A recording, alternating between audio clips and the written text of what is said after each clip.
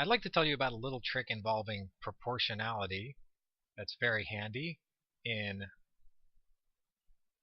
working with a lot of times when you're doing Bayesian inference and you need to compute a posterior distribution, then there's a little trick involving proportionality that's very useful. So you may be familiar with what proportionality is.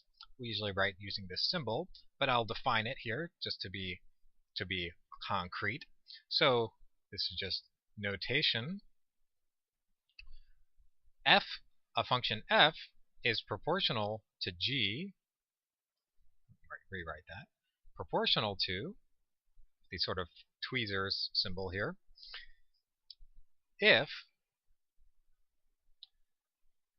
f of x, or let me say it this way, g of x, same thing, equals some constant times f of x for all x, and for some, so that's some constant c, and c is not equal to 0.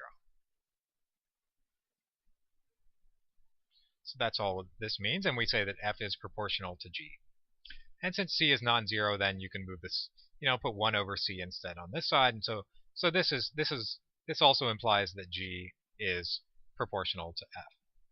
F's proportional to g, g is proportional to f, same thing. So there's a little trick you can do here. So I claim it's just a simple thing, but we'll verify it. And so if f is let's say it's a PDF. Same, it all works for like a PMF or something else. And f is proportional to g, some function g, then g uniquely determines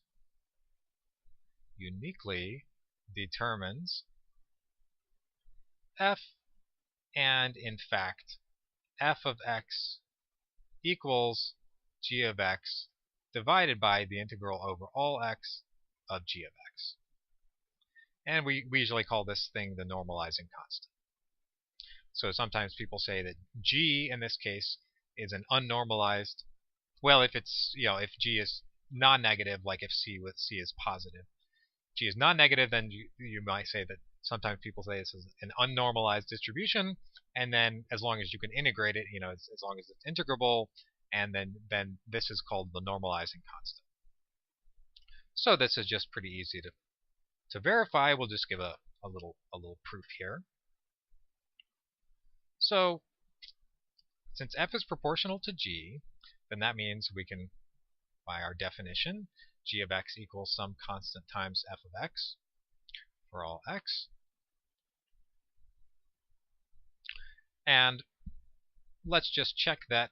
Well, we can just, as long as all we have to do is verify this identity, and it's pretty easy to do. So let's just write it out. G of x divided by this integral dx, and if we plug in this expression, the integral of c times f of x, so it's c times f of x divided by the integral of c times f of x. The c comes out by linearity of integration, and so it just cancels. Then the denominator, after we take away the c, since f is a PDF, then it integrates to 1, so the denominator is 1, and this is just, I guess this is what we were trying to prove. I put it this way: f of x equals. So I should have said we didn't know this. We were trying to prove that, and that equals f of x. So we verify that this is indeed the case. So we can check that off.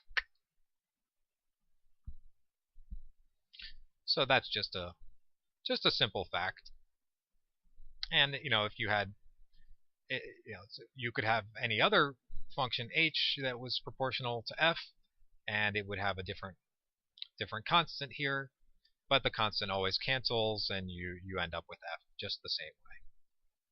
So that's just a simple little fact, but it's extraordinarily handy. It's a big time saver when you're working with with trying to compute posterior distributions and such.